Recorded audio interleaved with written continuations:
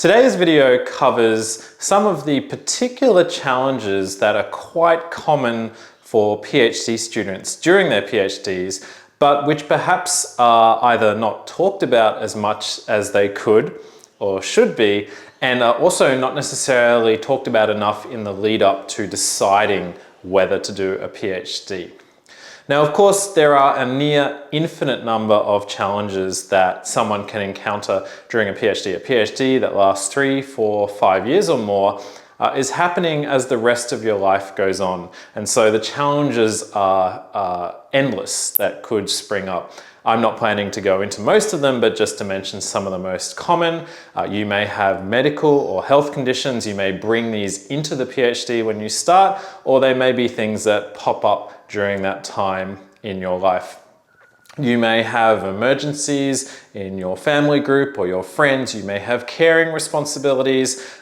You may have challenges with mental health, which is quite common again during the PhD.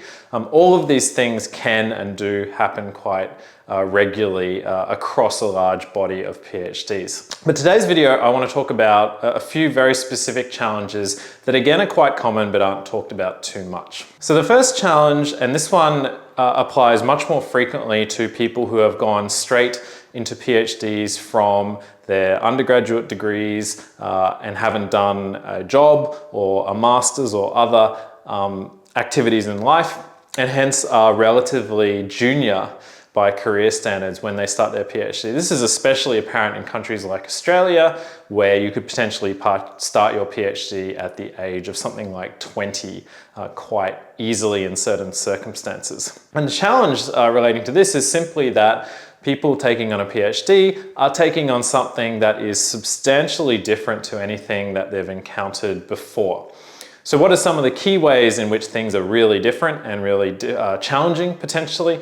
One is simply the fact that a PhD will, for many people at that career stage, be the biggest single focus project that they've taken on. Even if they've done an undergraduate degree and done some project units during that degree, they would typically have been fractional part-time projects that might have lasted 1 or 2 semesters. A PhD is a full-time and maybe a bit more than a full-time endeavor for 3, 4, or 5 years, depending on where you do it. And so that is a very challenging step up. The second challenge with the PhD is related to the fact that it is often quite a bit less structured compared to what people have been used to before. So research can't be guaranteed. That's by definition the nature of research. If you knew exactly how it would unfold over the next 3 or 4 or 5 years and there was no mystery to it, you arguably wouldn't classify it really as research. And this more unstructured, more unpredictable environment again can be very confronting and challenging for people who've worked in highly structured environments before. And again, a typical undergraduate degree is a relatively structured environment. It has specific subjects or units that you do. It has specific types of assessment. There are specific timelines, specific milestones and achievables and learning outcomes. So it's all relatively structured. And again, even the experiences with less structured units during an undergraduate degree are at a much smaller scale to those and at a much shorter time scale to those than compared to what you would do during a PhD. And one of the things that people sometimes fail to appreciate is that you could have done a very challenging but structured set of projects or undergraduate activities before you start the PhD. But that type of challenge is not the same type of challenge as the challenge of dealing with highly unstructured, unpredictable outcomes in research. And that shift, again, is often quite a mindset change or needs a mindset change for people who are coming from that background. As you get into the PhD, another challenge that quite often pops up is that you will face substantial challenges in terms of achieving the sort of research outcomes or breakthroughs that you're hoping to pull off during your PhD. And the tool set with which you bring or try to solve some of these problems is very different necessarily to what you might have previously used in your undergraduate degree, for example. This is especially true for academic high achievers who have done really, really well and transition into a PhD. There's a number of challenges to overcome. The first is simply that a lot of these candidates have the experience of when the going gets tough, They can just step up, concentrate and work extra hard, and they're almost certainly going to succeed, get top grades during their degrees. And that is not the case with PhDs. While a good work ethic and working hard is an important part of doing a PhD, that alone is not enough to guarantee or come anywhere near to guaranteeing success. You need to have that pointed in just the right direction. And again, what that right direction is a little bit confusing because you are doing research. It's a little bit uncertain. You don't know for sure whether you're going in the right direction. So this can be a little bit confronting, again, the first few times you encounter it during your PhD. One of the other challenges, especially for those more idealistic types, is simply encountering the disconnects between the ideals of what they perceive a PhD to be and the realities of what a PhD is.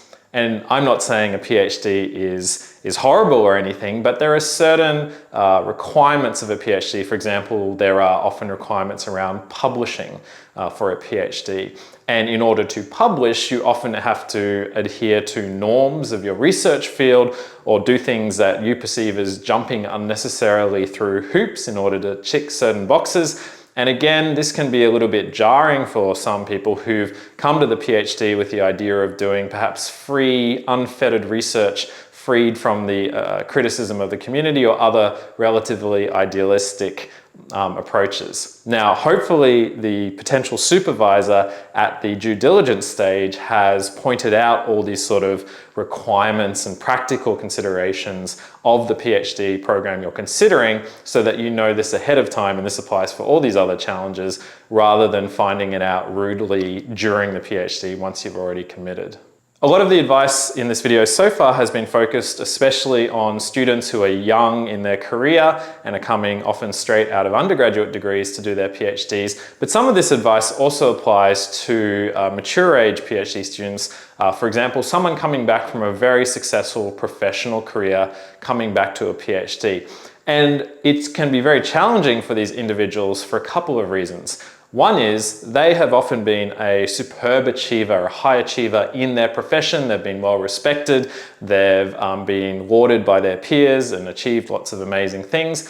And coming back, I guess, back to being relatively junior and inexperienced in a career, in this case in the fledgling stages of a research career, can be really confronting to take that really significant step backwards. And again, when talking to potential students in this situation, we tend to put extra attention to checking that this is, I guess, a shift that they're going to be able to handle. And of course, they bring all sorts of extra advantages to the PhD. I won't go into the details here, but making that mental adjustment can be challenging, especially if you're not expecting it.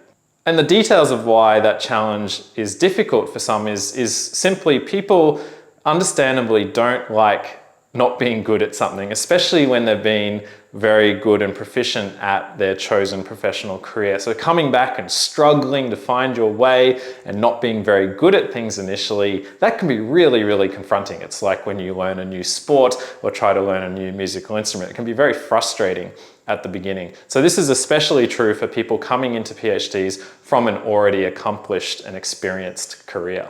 This is just a tiny fraction of the total set of potential challenges, but these challenges come up amazingly regularly. One of the points of this video is to normalize these challenges. I have supervised plenty of students, but I've also informally or formally mentored a much larger number of students from around Australia, but also around the world.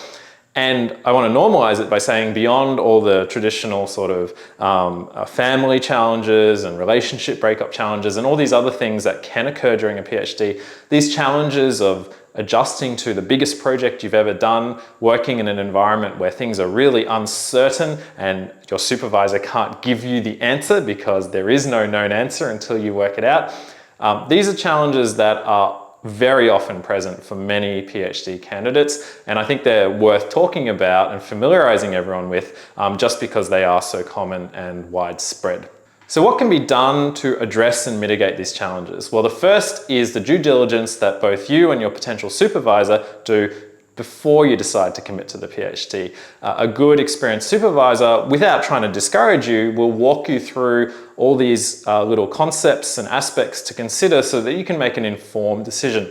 especially connecting your idealized perspective of what a PhD is like with the reality of what it will actually be like on a day-by-day basis. Humility can be a very useful character attribute to have. As I said, it can be very confronting to come back to basics and start afresh in your PhD at the beginning and not be necessarily very good at everything from the start, especially if you're a high achieving undergraduate or have been a high achiever in your professional career coming back to a PhD later in life. And so a little bit of humility can go a long way, allowing yourself to suck for a little bit at certain things and knowing that this is very normal and that you will likely get better very quickly can be very helpful for maintaining your sanity. Probably the most important thing to persevering through these challenges is having a number of different categories of people around you.